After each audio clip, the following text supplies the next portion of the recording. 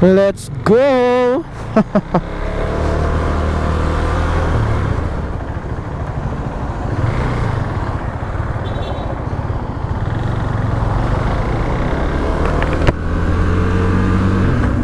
Yan, so good morning mga box, and another day, another vlog. Today mga box, ang last day namin sa trabaho.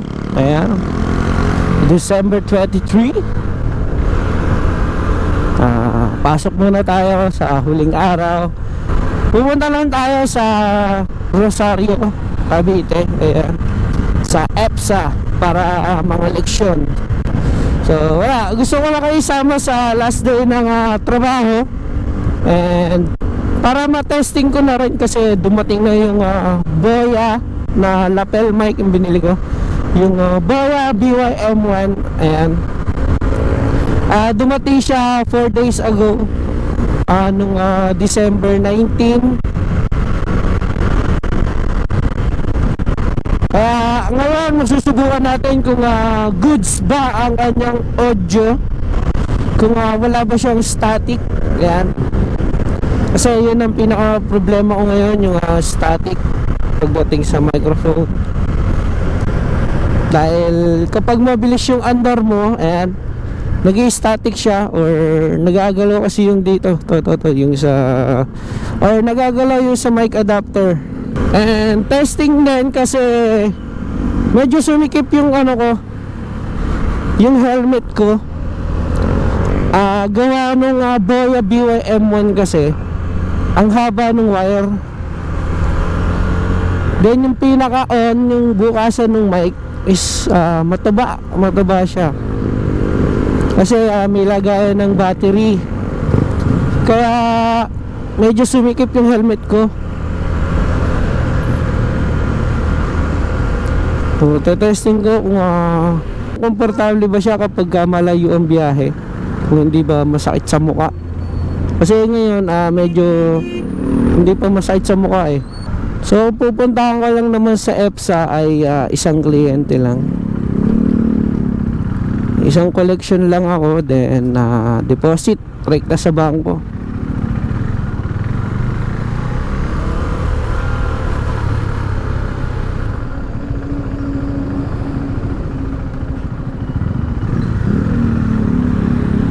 Ay, traffic.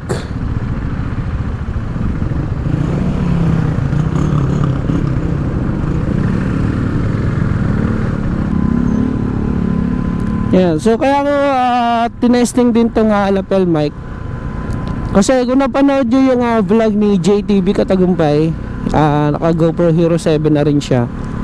May sa bandang dulo na sinabi niya yung tips para sa audio. Kaya ite-testing natin ngayon dito sa ating GoPro Hero 7 kung effective ba yung ganong setup para sa audio.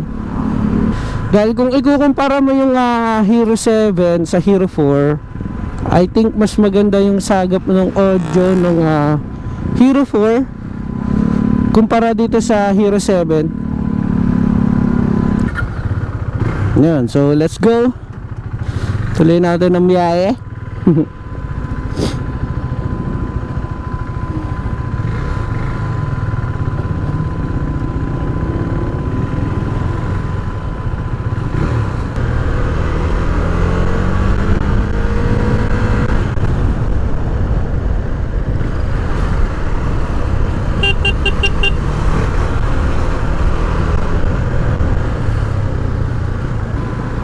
Buhos-buhos naman po ang ginawa dito sa Molino.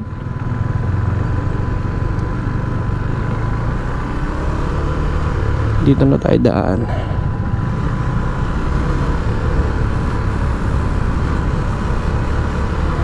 Sana goods yung audio na ito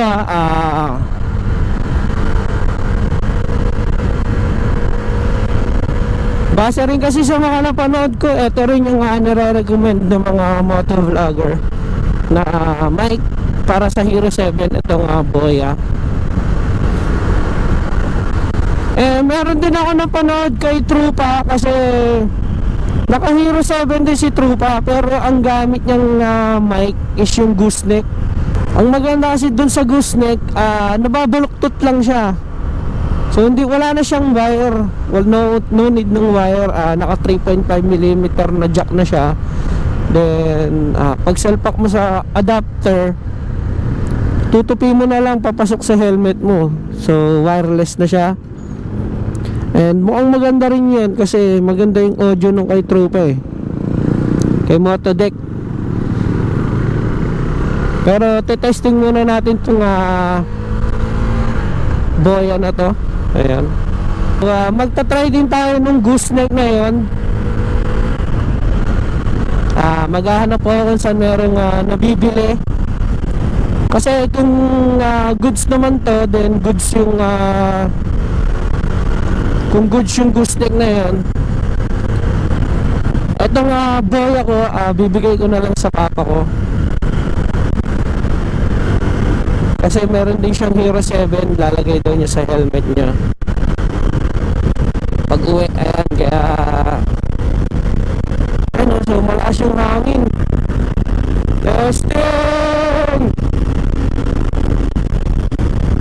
Testing natin kung goods ba yung audio at malakas yung hangin no?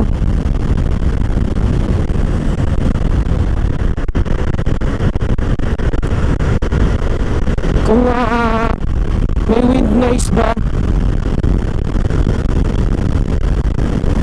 Malakas yung hangin. Wala, check! Woo! Okay ba? Woo! Sana okay! Yung audio!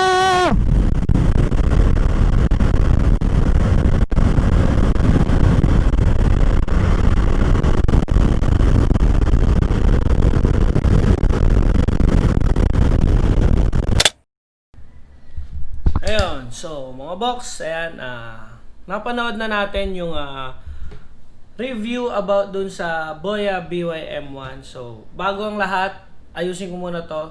Steady lang natin. Wait lang. Peace. So, ayan mga box, napanood ko na yung playback nung clip na gamit ko yung Boya BY-M1. So far, okay naman yung audio nung Boya BY-M1. Ang problema na lang is, kung mapapansin nyo dun sa clip, ayan, malakas pa rin yung wind noise na nasasagap ng microphone. Ayan, siguro gagawin ko na lang ng paraan kung paano malilesen yung wind noise na yon. Kasi kung i-compare mo siya dun sa Hero 4 na gamit ko dati, kahit mabilis yung takbo natin, hindi ganun kalakas yung wind noise na nasasagap ng mic. Compare dito sa gamit natin yung Hero 7 na with Boya BY-M1. Ayan, ang lakas nung sagap nung wind noise. Kaya gagawa ko na lang ng paraan. Siguro tatry ko balutan ng foam yung pinaka mic niya, yung maliit na mic. Babalutan ko siguro ng foam. Tatanggalin ko yung wind cuff na nilagay ko doon. So kung ako naman yung papipiliin, anong best audio base sa nagamit ko, ayan base sa nagamit ko mga box. Kung ako papipiliin, mas pipiliin ko yung Hero 4 na audio kaysa sa Hero 7. Kasi kung pagkukumparain mo, mas clear yung audio ng Hero 4. Ayan, base sa akin kasi nakagamit naman ako ng Hero 4. And yung sa mga past vlog ko, Hero 4 naman yung gamit ko. Then, hindi pa ito yung gamit ko. Hindi pa Boya BY-M1. Ang gamit ko pa lang na lapel ay eto pa lang. Eto, ito. Etong ordinary mic na to. Yan. Ito pa lang yung gamit ko na lapel mic dati sa Hero 4 ko. Ayan. Mas trip ko yung Hero 4 na audio. Pero pag sa quality, sa Hero 7, ayan. Pero halos same lang din naman sila. Ang kinaiba lang naman ng Hero 7 sa Hero 4 is stabilized na, may stabilization na itong Hero 7 kung compare mo sa Hero 4. And waterproof I think, waterproof itong Hero 7. Yung sa Hero 4 kasi, kapag nabasa or kapag biglang umulan nabasa, ayan, doon nagkakaproblema na yung Hero 4. Lalo na pag napasukan na ng tubig sa loob. May chance na talaga siya na masira. Kaya, ayun. Eto, kung makikita nyo, di ba kanina in-edit ko na siya. Ayan. Ayan. In-edit ko na siya. Ang magiging setup na natin is, ayun na mga box. Siyempre, ang Evo helmet with the GRX chin mount. Tapos yung ating Boya BY-M1 na lapel mic. Tapos ang ating Hero 7. Ito yung ginagamit ko ngayon na pang film. Ayan. Then, ito. Yung wire pala na itong Boya BY-M1 ay ito. Tinupi ko siya. Paikot dito. Nakatago sa loob. Ito, open natin. So, ayan, oh. Ito yung sinasabi ko sa inyo mga box na lagayan ng battery ng Boya BY-M1. Ayan.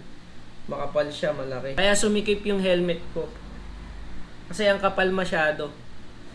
So, ayun na. Ito na ang ating magiging bagong setup. Ang GoPro Hero 7 and Boya BY-M1 na lapel mic.